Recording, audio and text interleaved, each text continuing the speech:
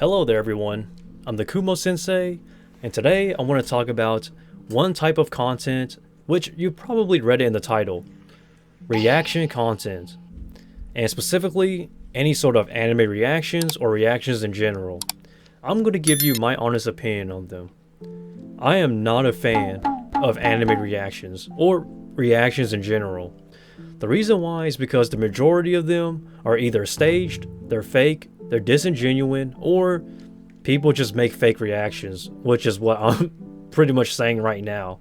And I don't have anything against those people who are doing reactions to try to clickbait for views and whatnot.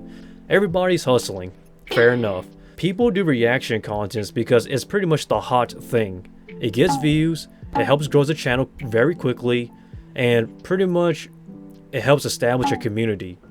But what a lot of people don't understand is that the star that burns the brightest is the star that burns out the quickest. YouTube is a journey. It is literally a marathon. It is not a sprint. And I don't mind if people are hustling, but I feel like people at this point are so blinded by the fame, the glory, and they're pretty much ignoring the reality of how difficult and the long-term sustainability of YouTube. And yes, sustainability, that is key. I feel like people want to be on top of the mountain, but nobody wants to take their time climbing up from it. This is why on this channel, I rarely ever do stuff like reactions or reviews for that matter. Because a lot of the times people just dabble in just to get either, number one, they just want to see something, or two, they just want validation. One of the few, or something along the lines of that. And I think it's better if the reactions are done live, like on a live stream or something, because then even though if it is fake, it's at least more genuine because people are watching your reactions in real time. But in general though guys, I am not a fan of reactions. And anyhow, here's the clip of my stream highlights of me talking about it. I'm going to make one thing very clear. I am not a big fan of reaction content. Okay, time to get canceled. I said it. I do not like reaction content. I think it is absolute dog shit most of the time. And there are exceptions. Like I said, there are always exceptions, such as live stream reactions and whatnot. But reaction videos in general, to me, are dog shit. The reason why I say this is because it is the quickest way to grow your channel. But it is also the fastest way for your channel to die. Literally. Like, a lot of people don't understand. YouTube is not a sprint. It's literally a marathon. And if you want to grow your channel really fast, I mean, there are easy ways to do it, but those people who subscribe will not stay long. And you're probably wondering why. And the reason is obvious. It's whatever works at the current meta. Like, that's pretty much cut and paste. You have to understand, the internet evolves and changes very constantly. A great example is people who create meme content.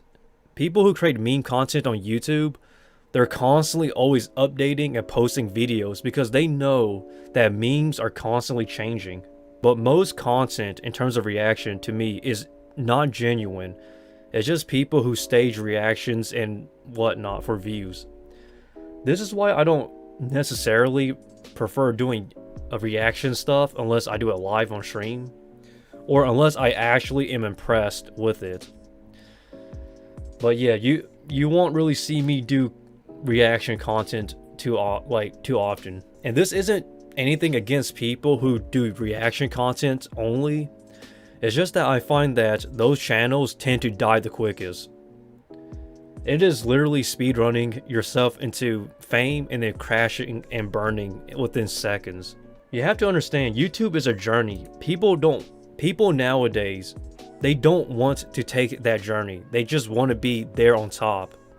And that's the reason why I don't like a lot of modern YouTube approaches, because there are YouTube videos that are literally saying, this is the YouTube algorithm. This is the future.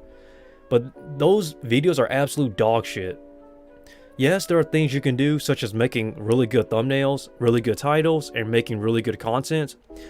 But there's a lot of things that you can't control on YouTube. I think here's a good challenge.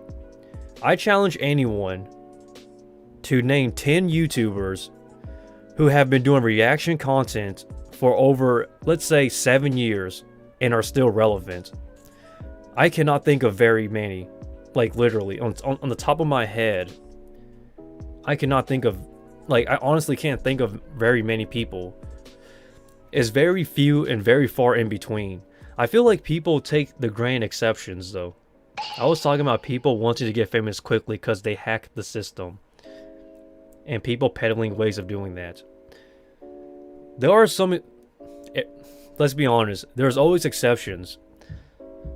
But the majority of people are not those people who get famous quickly because they hack the system. There is no hacking the system. There's skill and there's luck, and that's really all you can do. Like I said, this channel is a journey. Any YouTube channel is a journey.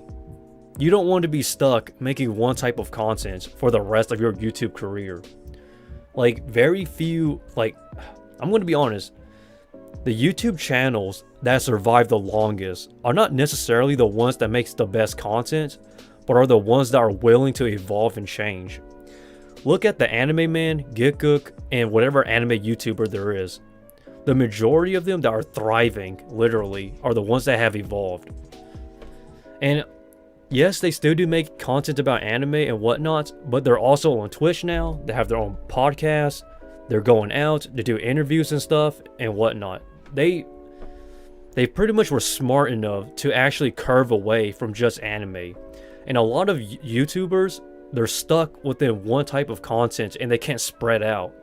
And I'm saying this because, like I said, I've tested everything at this point, literally.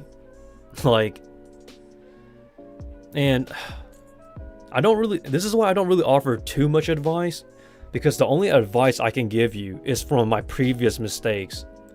So I'm hoping that for those who are watching and those who want to actually become YouTubers, they can actually learn from my mistakes, because I'm not speaking out of anger or out of spite, because I feel like I'm going to go crazy if I see people doing the same mistakes I did and not get any views. What will happen when YouTube goes down? Not everything is on YouTube. People won't know to do anything. That is so true. This is why I don't want to focus my life on YouTube, guys. I'm literally the Kumo Sensei. YouTube is not my end all be all. I just do YouTube for fun. So when and I feel like I'm having the last laugh, but I'm trying not to. I'm trying to live my life, guys, but at the same time, I'm doing YouTube because it's fun.